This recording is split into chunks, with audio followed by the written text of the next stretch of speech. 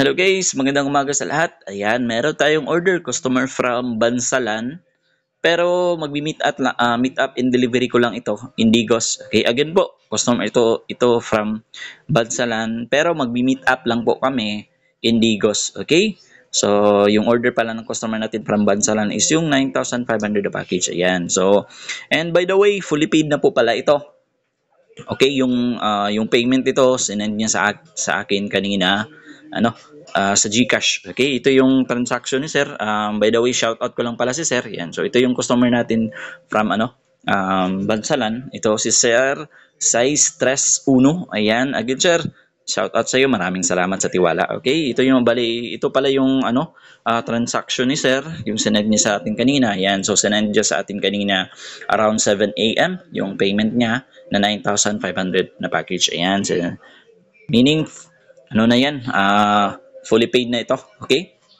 Again, yung customer, again pala yung order niya is yung 9,500 na package. Sa 9,500 na package, ito yung makukuha ng customer natin. Okay? So, meron kang outdoor extender na Compass EW73. Ayan. So, ito po itsura niyan. Dalawang tig 10 meters na Cat6 LAN cable. Ito yung isa. And then yung isang 10 meters na Cat6 LAN cable, ginamit natin for testing yan. Connected ito doon. Papunta sa internet router. And then, syempre, yung ating Vendo na curve box na naka-anti-hook na and then naka-lead frame. Okay? And then, hindi pa pala mawawala yung ating kasama sa package na 2x3 na tarpaulin. Ayan. So, 2x3 po size nito. Ayan, kita nyo. Okay? And then, by the way, yung coin slot, tumatanggap yan ng bago at saka lumang coins yan. Nandyan yan. Sige, try natin maghulog ng coins. Connect muna tayo dyan sa outdoor extender. Yung gusto pala ipangalan ng customer dyan, punta tayo sa isang phone. Ito yun, yung Zaria Zaira Peace Wi-Fi. Yan, click natin yan. Okay? Ayan. So, wait natin a few seconds. Yan, magpa-pop up yan sa customer portal. Click natin yung vendor rates kung gusto tignan ng rates. Yan. Click natin yung rates. Yan yung default rates. Pwede po baguhin yan sa admin panel mismo ng vendor. Okay? Ayan, click na natin yung close. Sige, kung maghuhulog na ng coins, make sure to click insert coin button muna bago maghulog. Okay? Ayan, click natin yung insert coin. Ayan, lumabas na yung timer. Hulog ako ng 20 peso coin. Ayan. Yung bagong, lumang 10 peso coin pala. Yung bagong 10 peso coin. Yung bagong 5 peso coin na, nagon. And then, yung yung lumang 5 peso coin. Bagong 5 peso coin na circle. And then, yung dalawang bago at saka lumang 1 peso coin. Ayan. Tulungan natin.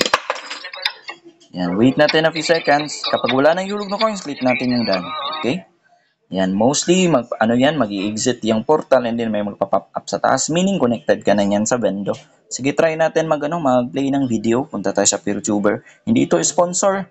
Maganda lang yung PeerTuber na gamitin kasi automatically mag-play yung video mo. Wala na yung mga yung ads. Okay, play natin yan. So, kita nyo sa taas, connected tayo sa Zaria Zaira Peace Wi-Fi. Connect natin yan. Ayan. Play natin yan. So, wait natin a few seconds. Ayan, kita nyo yan. Okay? Ayan.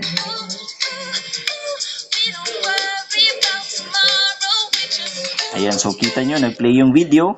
Okay, hanap tayo ulit ng, another video. Ayan, play natin yan. Ayan.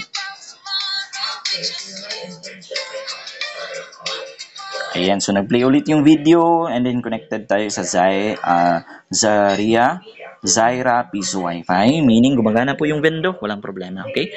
Again po, customer ito from Bansalan, pero magmi-meet up and delivery ko lang ito sa Digos. Ayan, so again, fully paid na po pala ito, payment sent via GCash, okay? Again, customer from Bansalan, but meet up and delivery only in Digos, okay? Ayan, free delivery na po yan. If yung binayaran ng customer, yung 9,500 na package, yan po yung babayaran ng customer. Okay? No hidden charges po tayo. Okay? Ayan. So, again po, kung gusto niyo po pala mag-inquire regarding sa mga packages natin, feel free to contact po. Ayan.